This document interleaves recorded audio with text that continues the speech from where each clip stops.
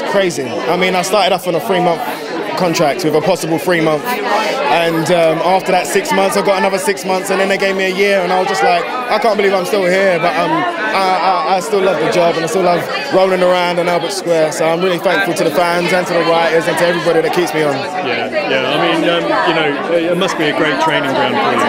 It's great. I mean, there's nothing like it. You've got to be super quick, and you've got to know your stuff inside out. You've got to know your stories. You know, on Monday I've got 12 scenes back to back, and they're all from different days. It's not like we do that in order.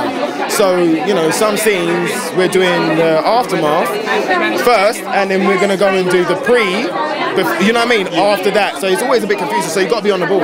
So it's a great training ground for all of that, man. How do you deal with that? I mean, you know, one at a time. I mean, the more you do it, the more you're in it, you know, the more you find your little techniques. Yeah. But the best thing to do is kind of just go over it, know your story inside out, so when you get to the scene, you recognise it straight away, and then breaking it down is, you know, you just eat it bite-sized, do it bite-sized chunks. That's what works for me anyway. You've been a little bit unlucky in love. Yes, sir. Yeah. I know, it's terrible, isn't it? Yeah. Buy Whitney a car, go and take her to Paris, and then she still gets rid of me and gets with another guy in one day. Excuse me, in one day?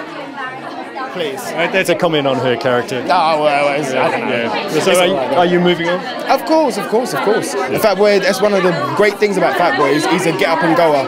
So every time you knock him, he gets back up, man. So yeah, man, of course, straight away he was back up, and yeah, it hurts, and you'll see that at time to time. But majority of the time, he's just like, okay, what's the next mission? Because man's on a mission, you know what I mean?